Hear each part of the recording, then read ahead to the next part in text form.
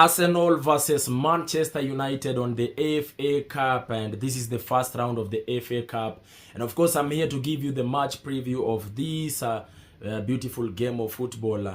And on this video, expect to hear the lineup that Mikel Arteta should be using against Man United on the FA. I'm also going to predict the score of this game. I'm also going to talk about the general expectations of Arsenal fans and supporters worldwide.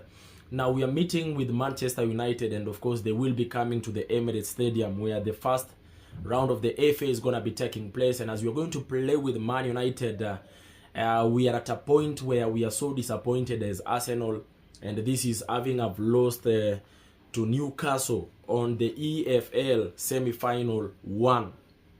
But now, thing is this, Man United, they are from a point where they've gotten a draw with Liverpool that has been very on form. So basically what it means about that is that Man United is coming to play with us with motivation, with momentum, with boost morale, you know, as they're going to play with us. Because if they could hold Liverpool on a draw, then they would feel like, you know, if you go to Arsenal, anything is possible.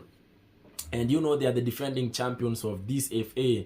And you know, they have the bragging rights for the fact that they won it last season. They want to continue, you know, defending it to the last of their fights. So as you're going to play with Manchester United, I expect it to be a very tough game. I expect it to be a game that is going to come in with lots and lots of challenges and lots of, you know, its moments, fair share of, you know, those competitive instances and moments. So as you're going to play with them, and if we were playing with them, say like around 2-3 weeks ago, then I would have said how, you know, we are the favorites of this fixture because Man United was struggling at that particular time. But of late, as you can see, especially from that result that they got against Liverpool, I can tell you they have the momentum, and they played so well. And should they come and play anything close to what they played against Liverpool, then it's going to be very hard for us to survive.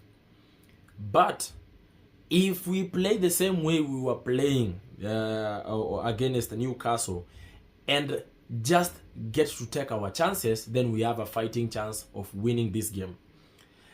Some people would say that, you know, let's underrate Man United because they are not that good, you know. But I will tell you this is a cup competition, and on a cup competition, it comes in with lots and lots of, you know, those moments of, of players trying to fight for it to the last call. It's a knockout, so should we win them, then automatically we knock them out. But I think if we get a draw, then it can actually be decided either on a next game or something like that. So we must win this game. And having looked at that, then I just want to take a look at how many times we've played with Man United in a couple of games that we've played with them. The last time we played with them, remember, we beat them 2-0, and that was the controversial win where we scored from corners, and you know, they started calling us corner merchants and all these many names out there, Set Piece FC.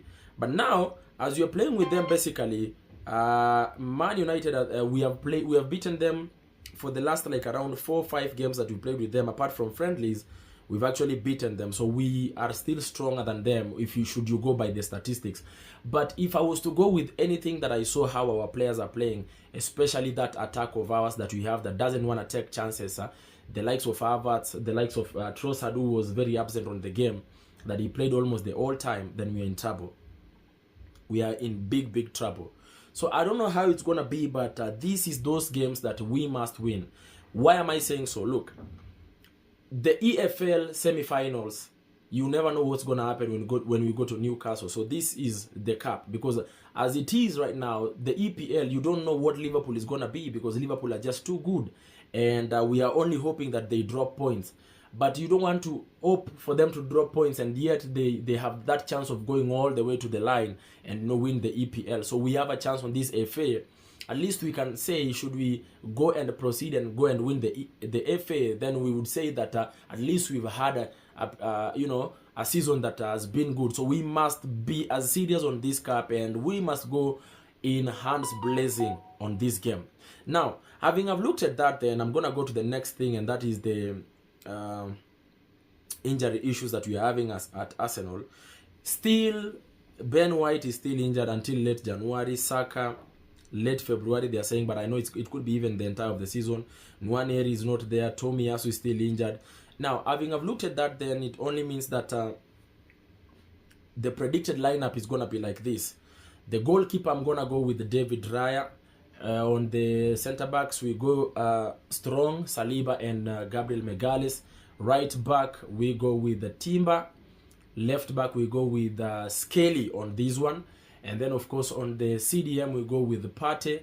Number 8, we play with Declan Rice. Number 10, we play with Odegaard. And then, of course, up front, we play with Kai Havertz as number 9. That is my view. And I have reason as to why. And then, of course, on the left wing, we play with Martinelli. And then on the right wing, we play with Jesus. Why am I putting Kai Havertz as much as he's so disappointing to us as Arsenal supporters is for the fact that I did not see anything that Trossard did on that game. And, you know, Trossard can be very quiet, and especially when you play him on that right wing. So we need to start with Kai, Martinelli, and Jesus, you know. And please, this time around, we hope that Kai Havertz is going to try and maintain his position as a number 9. Rather than moving all over the pitch, something that has really costed us this season. Trossard can come off the bench, and which is okay. So as you're going to play with Man United, my prediction on this game basically is going to be either a 1-0 win in favor of Arsenal or a draw of 1-1, so that it can lead us to the next, you know, game. That is my prediction. Now, the general anticipation that we have as Arsenal right now at the moment, number 1, we hope that we are going to win this game. And as much as you're going to win this game, no more injuries are going to come our way. And that the officials are going to be very fair on this game.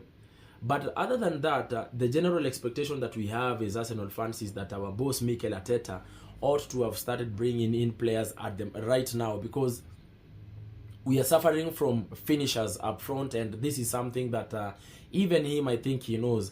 If Mikel Arteta is a good coach like what we have perceived him to be, then he ought to have even gone and watched our matches after the games and see how did we perform after, you know, how did we play on that game.